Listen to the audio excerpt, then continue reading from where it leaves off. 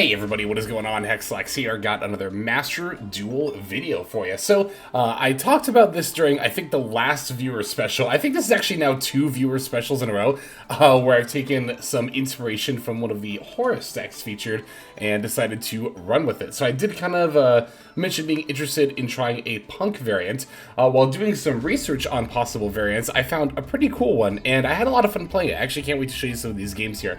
We are on Horus Xyz P.U.N.K. You might have noticed here, it probably looks a little weird to be playing a P.U.N.K deck with exactly 3 Synchro monsters. Indeed, we are only playing Jam Dragon Drive, Amazing Dragon, and the Psychic and Punisher, not even a Baron de Fleur in sight. That is because this deck in particular is focused on not only the P.U.N.K line, of summoning the Amazing Dragon during the opponent's turn, which we can actually do with this few number of Synchro monsters. But more than that, it's also focused on jamming out some rank 8s as well as the Armored Xyz package. So the Armored Xyz package is pretty easy to make in this deck. You can always start with the Xyz Armored Torpedo, which is a rank 3. It even gives you back a card with the effect here to draw a card by detaching 2. Then, depending on how many Armor Xyz cards you have left in your deck, we are playing the Armored Xyz spell, as well as full Armored Xyz, the trap card. You're either going to want to make the full Armored Black Ray Lancer, then Xyz Armor Fortress, or just go straight into the Xyz Armor Fortress. This is something that's very important to remember, and I actually did get tripped up on this on one of the games I played, that you can only Xyz with this card if it has no materials. So if, for example, you were to go the 3 into the 4, then into the 5, but you already had one of the Xyz cards in hand, you can only detach one material to search one of them, and then you can't go into the rank 7 full Armored Dark Knight Lancer. So you do have to be mindful of that. If you wanted to, you could honestly just cut the Armored Xyz spell, and then at that point, you wouldn't even really have to worry about playing the full Armored Black Ray Lancer. But I like the ability to search you. Plus, the Armored Xyz does give you some potential follow-up. It's kind of like with the full Armored Dark Knight Lancer in play, it becomes a fairly situational subversion, right? But the ability equips and it doesn't target, so that's pretty good. Of course, the conditional part being that you do have to have the full Armored Dark Knight Lancer in play for Armored Xyz to kind of act as a subversion, the Sinful Spoil card, of course. So, in addition to that, we have other Xyz monster in the form of rank 8s. We've got, of course, 38 and number 90 for some negation. Good cards to end on for turn 1. Number 90 is also particularly good in this deck at being an insulator for your combo your combo lines, rather, because you could, for example, if you opened like King Sarcophagus and Xayamine, you could start with King Sarcophagus to set up like some Horus monsters in your graveyard, go into the number 90 here, then normal summon Xayamine to do P.U.N.K stuff. That'll help you be protected from like Ash Blossom, which is notably very, very good against the Rising Carp. It protects against Nib, of course, and all that kind of fun stuff. So that is something you can definitely consider doing with this deck and this kind of this package as well.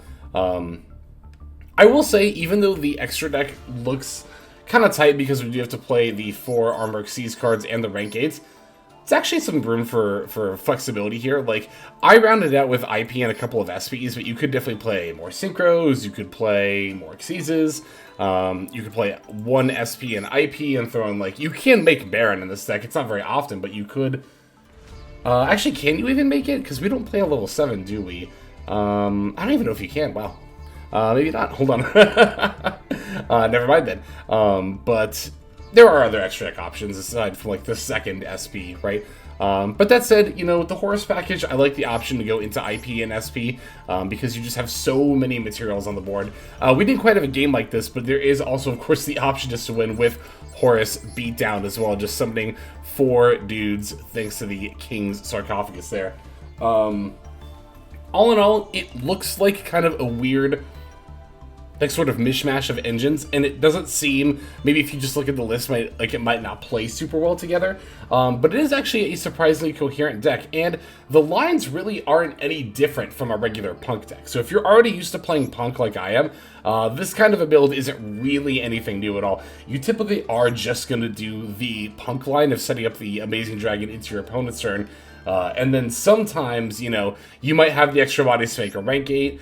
Sometimes if you get disrupted, you can just pivot into the Xyz armor torpedo rather. That's really what the Xyz armor package, in my experience, is mostly about, is a nice backup option or a nice pivot if you get disrupted or just happen to have like an excess of your level 3 monsters. So it's not the kind of thing, like, don't feel like you have to go for it every single turn one, but again, it just helps you play through a lot of stuff, which is pretty nice.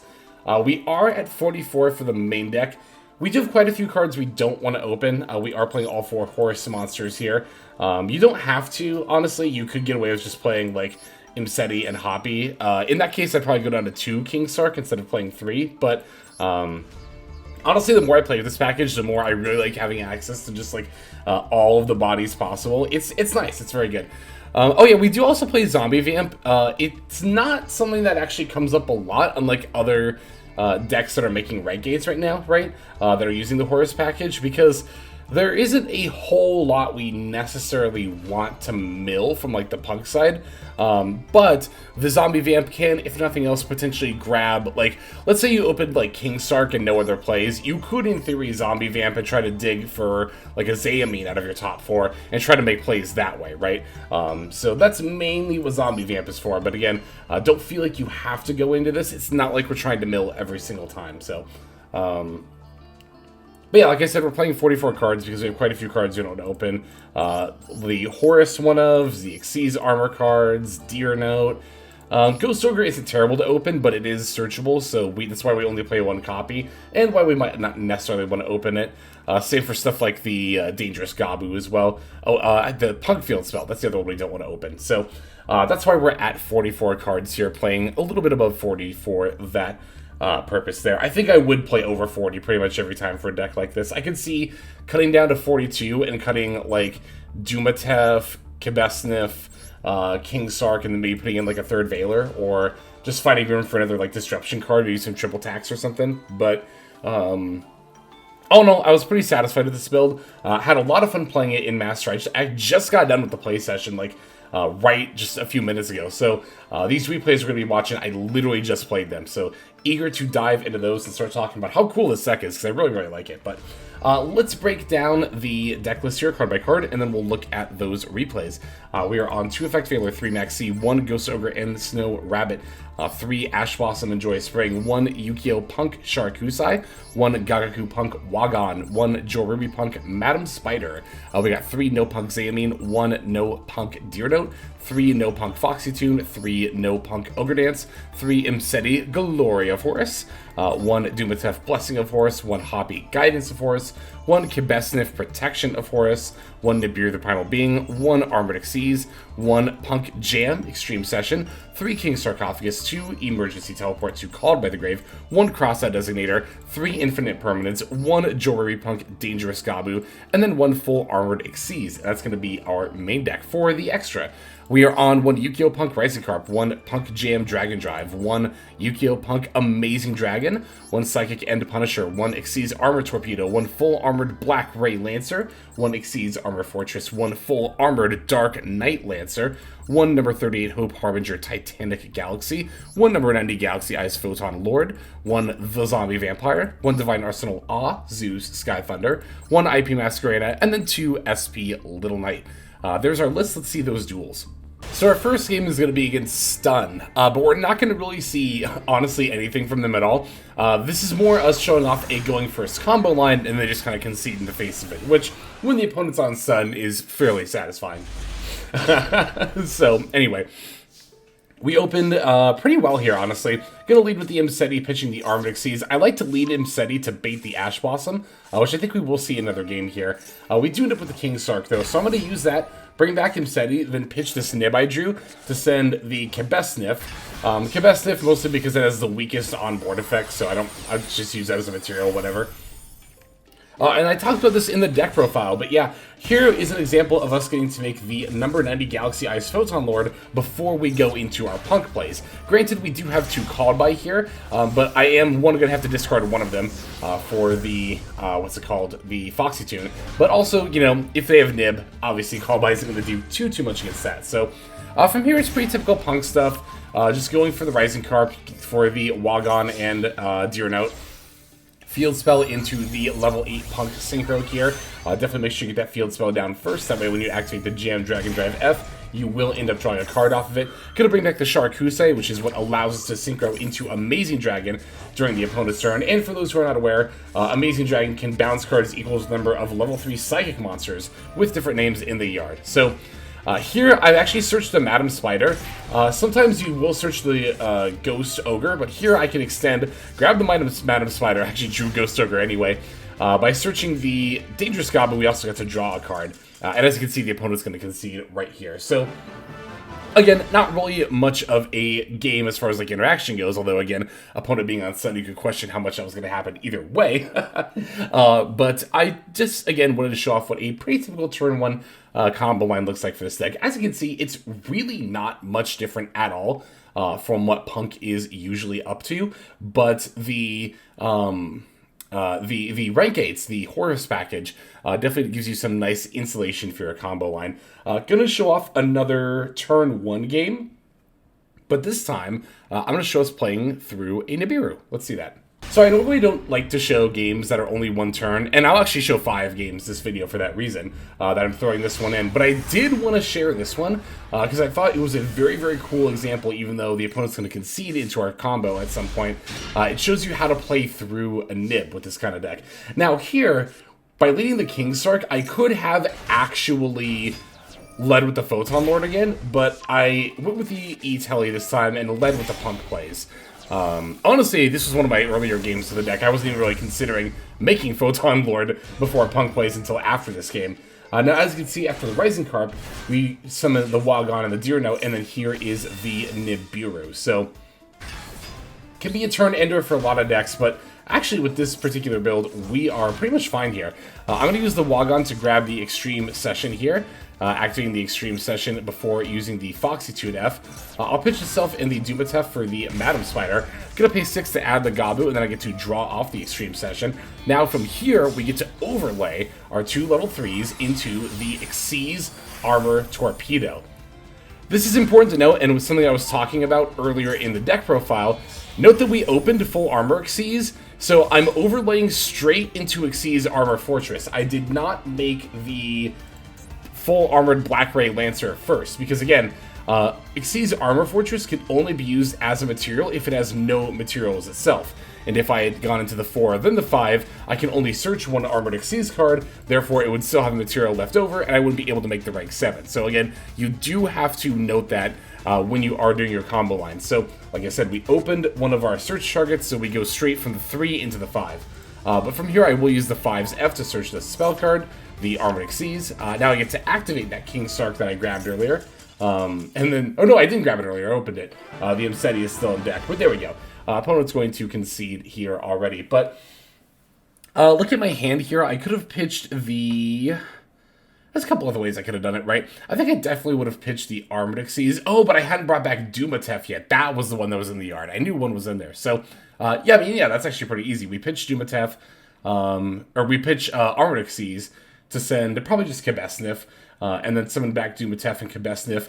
I'd go for number 38 here, because we already have 2 trap cards that negate monster effects, as well as another trap card that will let us equip a monster. So I figured at that point, let's just get a spell card, or a spell card negation, and then we can have more of our bases covered there. So there you go. Again, I could have actually set up the number 90 beforehand and just negated the Nibiru, but this also shows how this style of build is pretty adept at playing through the Nibiru as well. But now we're going to see some more actual, like, multi-turn duels. Let's go into the next one. Okay, this is us playing against 8-Axis, which I'm kind of surprised I haven't run into this sooner.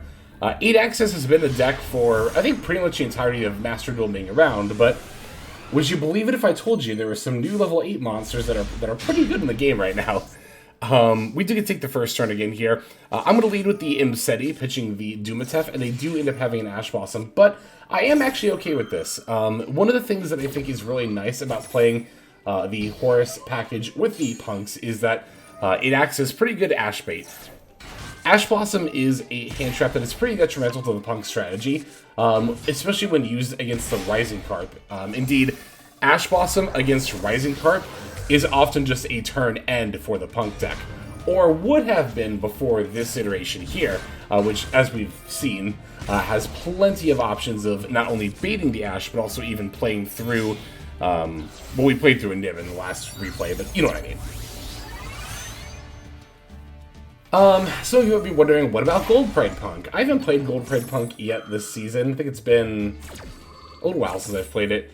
I don't know, like, the two strategies obviously have synergies, but sometimes it just feels like you're adding a lot more gas that doesn't play as well through disruption as some of this stuff here. So here we don't have access to King Sark, so just gonna end on Punk stuff. We do get to search Ghost Ogre though, and we get to use it here against their King Sarcophagus, which is very, very satisfying. They do have another one in hand, but we also have the Ash Blossom here. And if we take a look at the graveyard, they didn't really send anything that is like super threatening by itself, just the Interrupted Kaiju Slumber and the Assault Synchron. Honestly, I guess to be fair, they couldn't have used this after they summoned the Gardelah, but I don't know, I feel like shouldn't you have used the Kaiju Slumber instead of just going for the Kaiju? I don't know.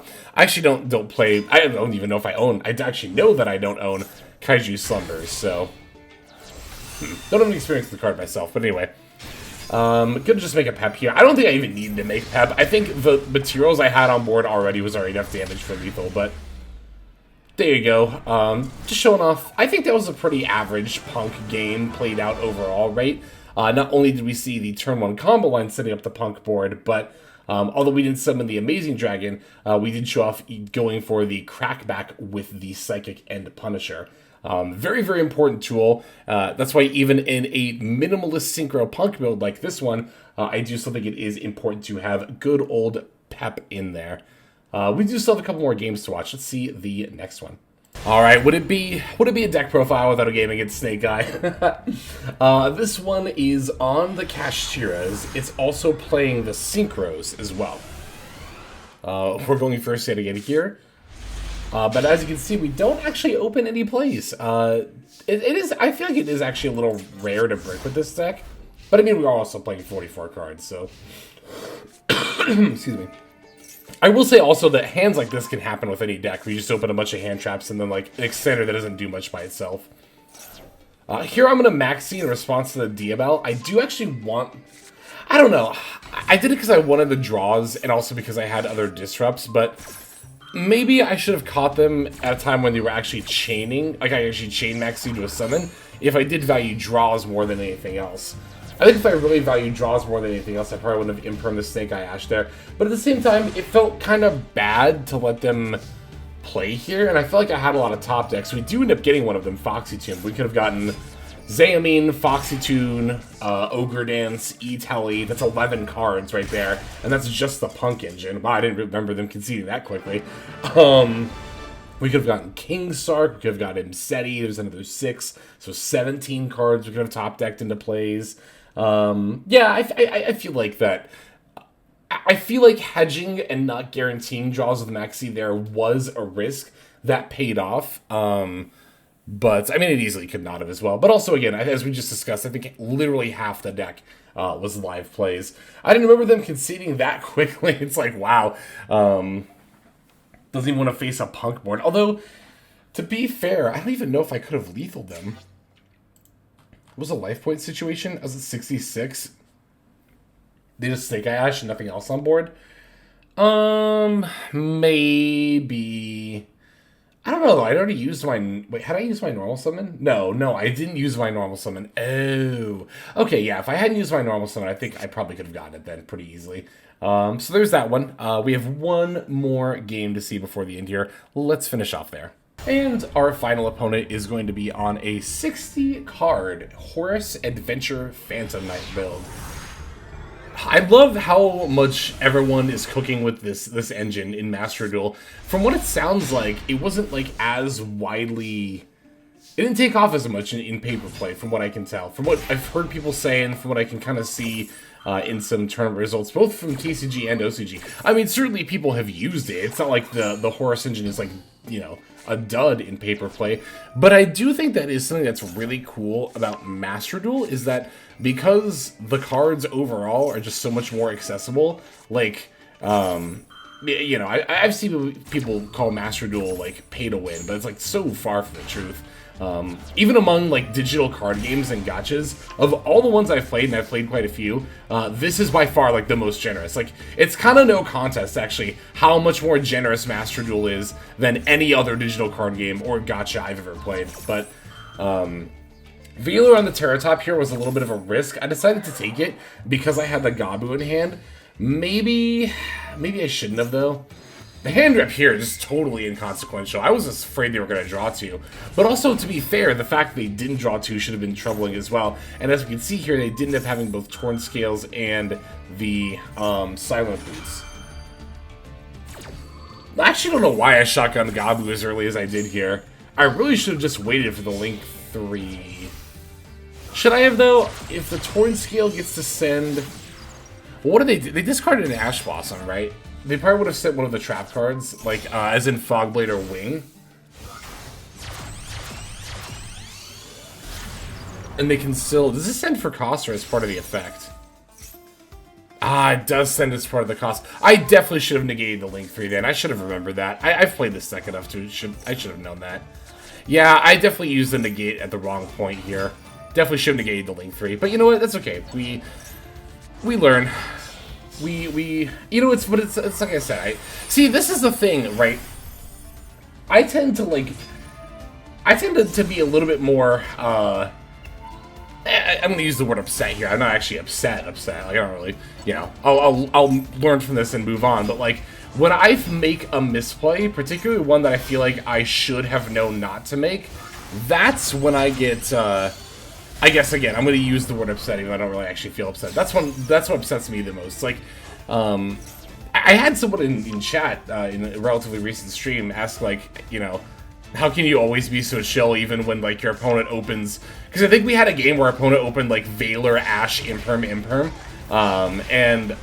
You know, someone was asking, like, how can you stay so chill when your opponent's open like that? And I'm like, dude, if your opponent opens like that, like, what are you gonna do at that point? Like, obviously, you know, it's so important to play well through hand traps, but, you know, when you get unlucky, it's like, my first and foremost concern, even honestly, I was going to say more than, probably as much as winning the duel, is making sure that I played it as to the best of my ability. And I mean, if that's your primary concern, then you're probably just going to win the game. There are still some times where, like, again, your opponent's going to open 4 hand traps or a max seed, you don't have an out to it or whatever, but it's like, you know, at a certain degree, it's all about finding a balance, right? You should hold yourself accountable for your games and, like, take responsibility for them as far as, like, trying to figure out how well you played and if you could have played better. But there does also need to come an acknowledgement of you can't spend time focusing on things that are out of your control. Because if you, like, again, I think I've said this before even recently, if not on the channel, I know I did on Twitter recently, but, like, even if you got luck sacked, or if you bricked, or if your opponent just had all the right hand traps and you can't do anything about it, it does you no good at all to dwell on that information. It's like, you just kind of got to be like, yep, that happened. All right, just move on to the next one. Especially again in best of one, like in a tournament, you know, where there are stakes, it's you know, a little more understandable to be upset about something like that. But on best of one ranked ladder, like I see so many people getting so mad about it. It's like, there are no stakes here. You can literally just hit okay and then go to the next game, right? Like, it's so unimportant in that regard. So I guess just try to keep a level head, I guess, is what I'm getting at here. But yeah, that's going to end up being it for this video. Thanks for watching these games. Checking out this really cool deck. I really had a lot of fun playing this one. Let's go ahead and move on now to our outro. Hey everybody, thank you so much for watching all the way to the end of the video. That means a lot to me. It's also a great way to support the channel, so thank you very much in that way as well.